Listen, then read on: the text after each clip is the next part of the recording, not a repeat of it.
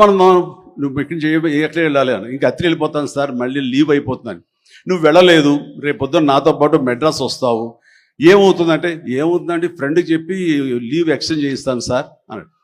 రేపు నాతో పాటు ఫ్లైట్ ఎక్కాను సార్, బట్టలు తెచ్చుకోలేదు సార్, మెడ్రాస్లో దొరుకుతాయి లేవయ్యరా అని నా మేకప్ మ్యాన్ బోర్డింగ్ పాస్ ఇతనికి ఇచ్చేసేసి ఆ మేకప్ మ్యాన్ వేరే ఫ్లైట్లోనో లేదా వేరే రోజు రమ్మని చెప్పేసి అదే ఫ్లైట్లో నా పక్కన ఎక్కించుకుని నేను తీసుకురావడం. అతను ఫ్లైటు, ఎయిర్పోర్టు ఇవన్నీ కొత్త. సరిగ్గా ఇప్పుడు మీమ్స్లో మొహం పెడతాడు కదండి, ఎరుపు మొహం పెడతాడు కదా, రెడ్ ఫేస్ పెడతాడు కదండి. ఆ రెడ్ ఫేస్ అతనికి త్రోట్ అలా ఫిక్స్ అయిపోయింది. ఆ ఫ్లైట్ ఎక్కడం, ఎయిర్ హోస్టెస్ చూడటం ఇవన్నీ. అండ్ ఆ తర్వాత ఇంటికి తీసుకెళ్ళాను. అసలు ఒక ట్రాన్స్లో ఉన్నాడని నాకు తర్వాత చెప్తాడు.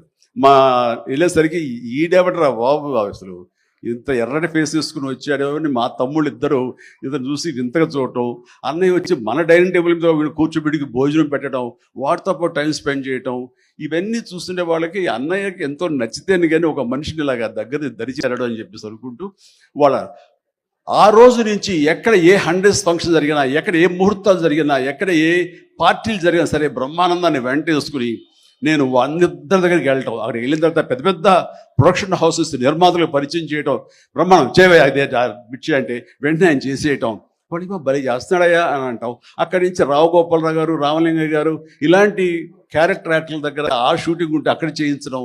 అలాగే కొండవీటి రాజా ఇలాంటి 100th ఫంక్షన్ జరుగుతుంటే కనుక రాఘవేంద్ర గారు, దేవి ప్రసాద్ గారు ఇలాంటి వాళ్ళ దగ్గర తను చేయించడం. ఇట్లాగా తనకి నేను అంబాసిడర్ని, తనకి ఏజెంట్ని అయ్యి తనకి టాలెంట్ని అందరికీ తెలిసేలాగా ఆ ప్రయత్నం చేశాను. ఎందుకంటే అంత టాలెంటెడ్, అంత పొటెన్షియాలిటీ ఉన్న వ్యక్తి వెళ్ళిపోకూడదు. ఈ రోజున ఎంతోమంది అలాంటి ఊపు లేక, అలాంటి ఉత్సాహం లేక, అలాంటి ప్రోత్సాహం లేక, అలా చేయూతిచ్చేవాళ్ళు లేక, ఎంకరేజ్ చేసేవాళ్ళు లేక ఎంతోమంది అణగారిపోయి ఉంటుంటారు మహానటులు.